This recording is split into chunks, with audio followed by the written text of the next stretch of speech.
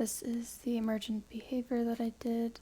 I did a star constellation system. So let's just play it first, see what it does. So we start with spawned stars that connect to others through these segments.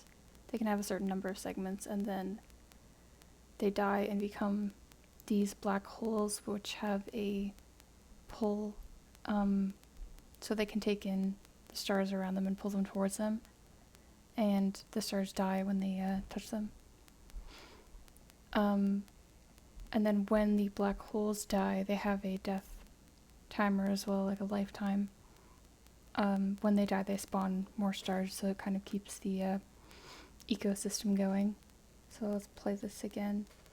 I found that running this a lot, you can kind of get some, well, emergent behavior one through the shapes that the stars form, and like some of them get shot off like super fast. I think it's some sort of like velocity change from the black holes that are kind of storing it, and then they just keep going faster.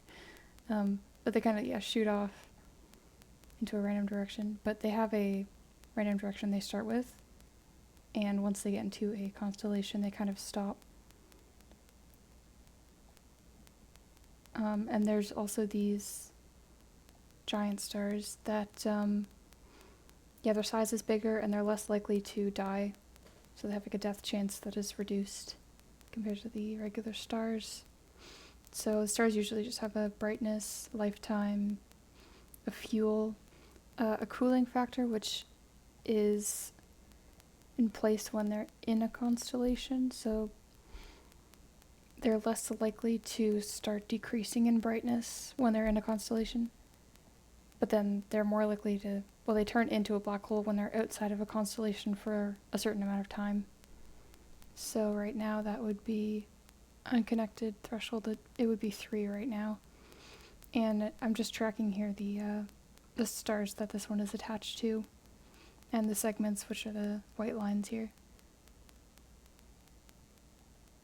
I can go into this and see, like, there's some aging. The aging is kind of tied to the brightness, so it starts at like 50%, goes up to 100. There's some emergent properties with the giant, and then the black holes. Connections, detection, and movement. So here I'm just setting the initial values, and then on update we are changing the brightness to the age and dying when the age is reached. Segments, connecting to nearby stars, and when a star is connected to this one, the brightness goes up by 20%, cools a little bit faster, and we're updating the appearance of it, so it's just increasing the brightness and the scale if it's becoming a giant. So the black hole just spawns a prefab and destroys the star that it was before. The giant increases the size, brightness, and the death timer.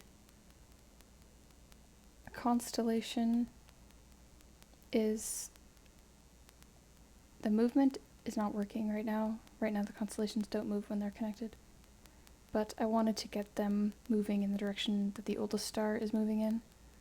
So maybe I will get that working eventually, but as of right now it's not. But yeah, as you can see, there's like, sometimes they just they just branch off into their own little areas.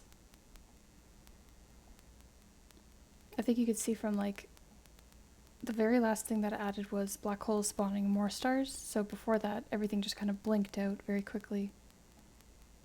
But now you can kind of see like which directions they're kind of choosing this time.